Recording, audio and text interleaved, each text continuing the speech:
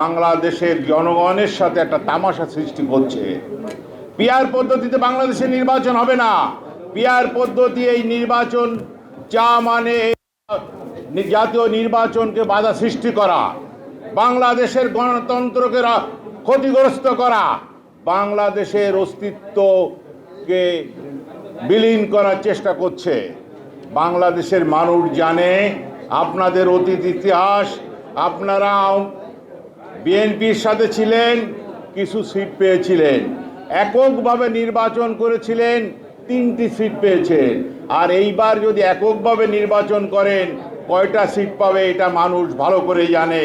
আবার আপনারা চান যে আপনারা ক্ষমতা যাবেন, দেশ রক্ষা করবেন।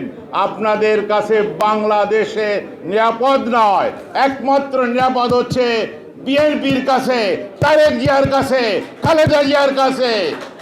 শহীদ প্রেসিডেন্ট রাষ্ট্রপতি জিয়াউর রহমান এই দেশের গণতন্ত্র ফিরিয়ে দিয়েছিল।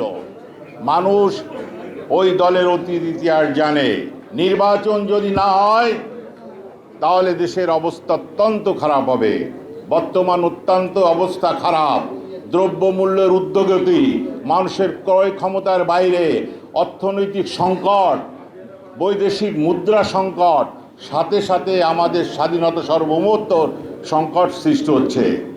অতএব এই সরকারকে বলবো, ডক্টর ইউনূস সাহেবকে বলবো, আপনি যত তাড়াতাড়ি পারেন নির্বাচন দেন। একটি গ্রহণযোগ্য নির্বাচন দিয়ে আপনি নির্বাচিত সরকারের কাছে ক্ষমতা ছেড়ে দেন। আর যদি নির্বাচন দিতে আপনি ব্যর্থ হন, আপনার অবস্থা মঈনুদ্দিন ফখরুদ্দিন চাইতে আরও খারাপ অবস্থা হবে।